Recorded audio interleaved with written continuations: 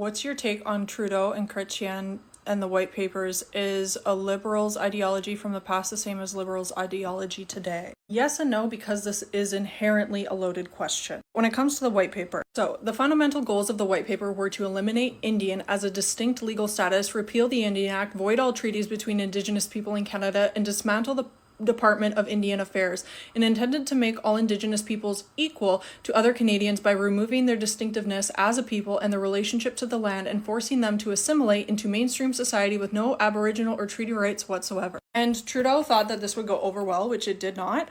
It elicited an unanticipated wrath of opposition from Indigenous people. They felt that its terms were unacceptable, and they found its tone both paternalistic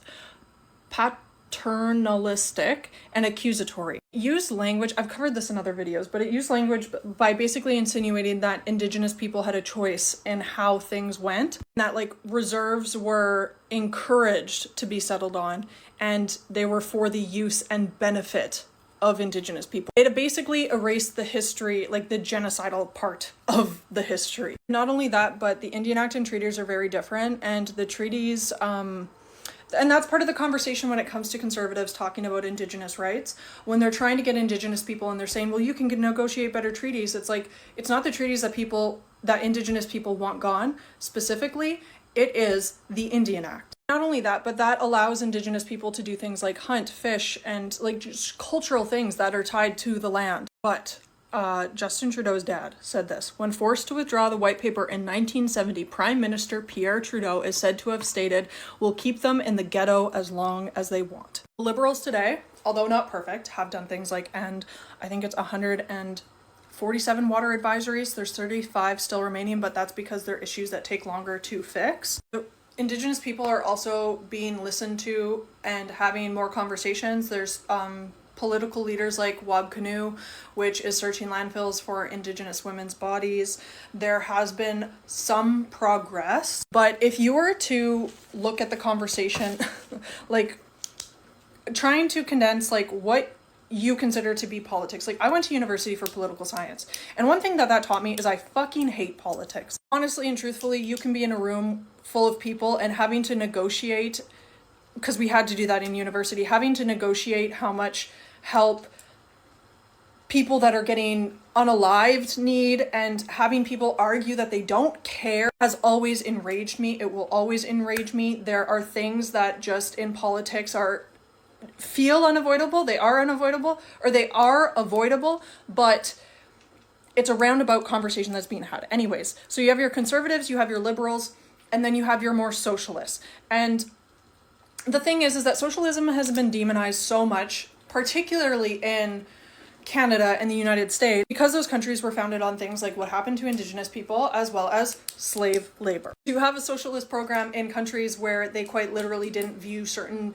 skin colors as human beings deserving rights, means that they're going to have to demonize socialism, which socialism is essentially what a lot of Indigenous people, like if I were to give them a political party, they would lean more socialist. The Liberal Party is still far more right than most Indigenous people would be if you had a conversation with them. And I find myself in this conundrum of the way that I view politics, having gone to university to study it, having had learning, reading books and listening to women of color, specifically Black women, discussing what happens in the United States. What I've learned is that I vote in what is going to hurt the least amount of people. And unfortunately, the reason that Pierre comes up is he made the mistake, but intentionally did so because he was trying to align himself with the United States. But he brought up John A. Macdonald. This is a quote from John A. Macdonald. "We have had very considerable success. We have had infinitely more success during our short period than the United States have had during 25 years. We have had a wonderful success," which is beating the Indian out of the child. But we have had the Indians. And then in these half-breeds, enticed by white men, the savage instinct has awakened. The desire of plunder, and perhaps the desire of scalping, the savage idea of a warlike glory which pervades the breasts of most men, civilized or uncivilized, was aroused in them, and forgetting all the kindness that had been bestowed upon them, forgetting all the gifts that had been given to them, forgetting all that the government, the white people, and the Parliament of Canada have been doing for them in trying to rescue them from barbarity, forgetting that we had given them reserves, the means to cultivate those reserves, and the means of education, how to cultivate them, forgetting all these things, they rose against us. This is the man who made it so that Indigenous people were getting needles poked through their tongues when they spoke their language. This is a man who had Indian agents go to the reserves and give Indigenous people white names because they felt like it was too hard to pronounce Indigenous people's names, and they just quite didn't care. That's why, like, my grandma's name prior to marriage was Stone, because her name most likely had something to do with stones, and so just to simplify it, they just went with Stone. The history of what John A. Macdonald stands for, and Pierre Poilievre choosing to use John A. Macdonald, was a choice he made knowing what that would mean to Indigenous people. It doesn't hold a lot of weight with white people, specifically white people or any people of color in Canada who don't understand the history of who John A. Macdonald is. John A. Macdonald is the man credited with starting residential schools. He is the one who wanted to beat the Indian out of the child. He is the one who wanted Indigenous people to assimilate in their own country, on their own land. Mark Carney has made an effort to separate himself from the actions of his father, and I truly believe that that said something about him. I am currently reading his book. I already understand why a lot of conservatives would be against Mark Carney. Mark Carney is discussing in this book, and don't get me wrong, I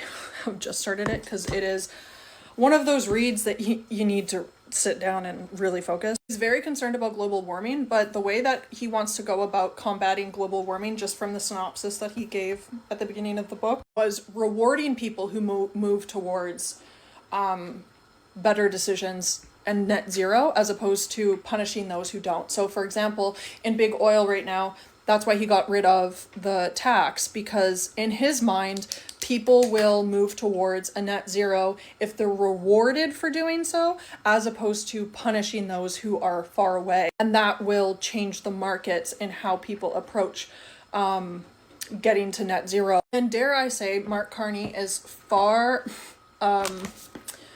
less nihilistic than I am. Mark Carney, in my opinion, is far less nihilistic than I am, and he believes in the goodness of people a lot more, and that given the opportunity to be good, they will. The reason that a lot of conservatives probably wouldn't like him is, but not necessarily conservatives like everyday conservatives, more like your higher up conservatives who are pushing some people towards thinking that conservatives will care for them as a little man.